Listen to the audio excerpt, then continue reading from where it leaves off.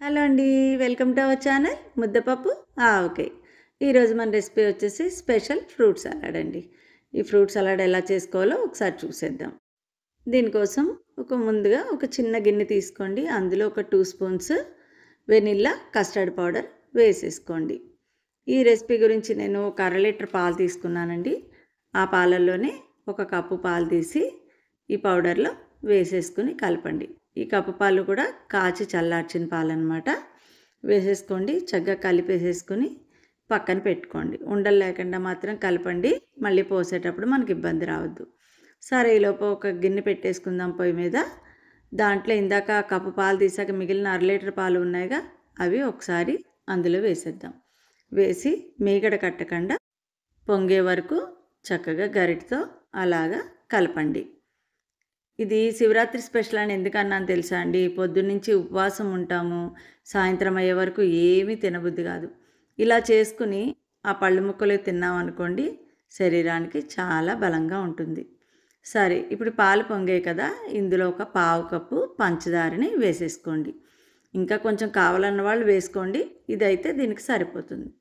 అలాగే ఇందాక మనం కలిపి ఉంచుకున్నాక కస్టర్డ్ పౌడర్ పాలల్లో అది కూడా ఇందులో అలా కొంచెం కొంచెంగా వేసుకుంటూ నిదానంగా కలపండి. ఏమండి, ఇది గబగబా వేస్తే ఉండలు కడుతుంది, కాబట్టి కొంచెం నిదానంగా కలుపుకుంటూ వేయండి. ఒక 2 నిమిషాలు అయిపోగానే పొయ్యి ఆపేసేయండి. ఇది చల్లారే వరకు ఇంకా చిక్కబడుతుందండి. ఇప్పుడు ఈ గిన్నెని ఒక చల్లనీళ్ళు పోసుకున్న ఒక గిన్నెలో పెట్టేసేసుకుని గరిటతో అలా కలపండి. నిదానంగా అది చిక్కబడుతుంది. సరే, దీన్ని పక్కన పెడితే నేను ఈ ఫ్రూట్ సలాడ్ గురించి ఈ పళ్ళన్నీ తీసుకున్నాను.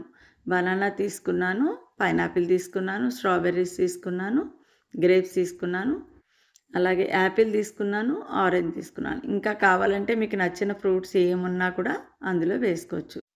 సరే, ఇందాక మనం రెడీ చేసి పెట్టుకున్నాం కదా కస్టర్డ్ మిల్క్, అది అందులో వేసేసుకుందాం.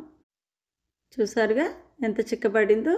ఇది ఫ్రిడ్జ్లో పెట్టుకునే వరకు ఇంకా చిక్కపడుతుందండి, బాగుంటుంది. సరే, ఇప్పుడు మనం ఇందాక రెడీ చేసి పెట్టుకున్నాక ఒక్కొక్కటిగా ఇందులో వేసేసుకుందాం.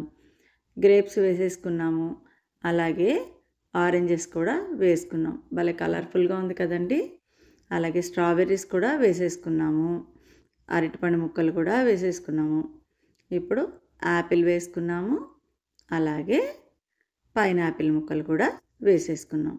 ఇందులో కావాలంటే ఇంకా ఏమైనా మీకు నచ్చిన ఫ్రూట్స్ అన్నీ యాడ్ చేసుకోవచ్చు. వెనీలా ఎసెన్స్ కావాల్సిన వాళ్ళు కూడా ఒక 2 చుక్కలు వేసుకోవచ్చు. వేసుకోకపోయినా బాగుంటుంది. ఇది చక్కగా ఇది కింద నుంచి అన్నీ కలిసేలాగా మంచిగా నీట్గా కలిపేసేసుకోండి. ఎంత బాగుందో కదా, చూడడానికి చాలా బాగుంది. ఇప్పుడు ఇది ఇలా రెడీ అయిపోయింది కదా, ఇందు మీద మనం బాదం పప్పులు సన్నగా తరుక్కుని పెట్టుకోండి. అవన్నీ కూడా అందు మీద అలాగా జల్లేయండి. చూసారబ్బా, భలే ఉందండి, చూసా తినాలనిపించేలా ఉంది కదా.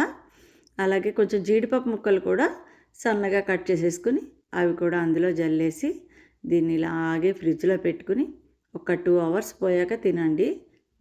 చాలా అంటే చాలా బాగుంటుంది. ఈ రెసిపీ మీకు నచ్చితే లైక్ చేయండి, షేర్ చేయండి, సబ్స్క్రైబ్ చేయండి.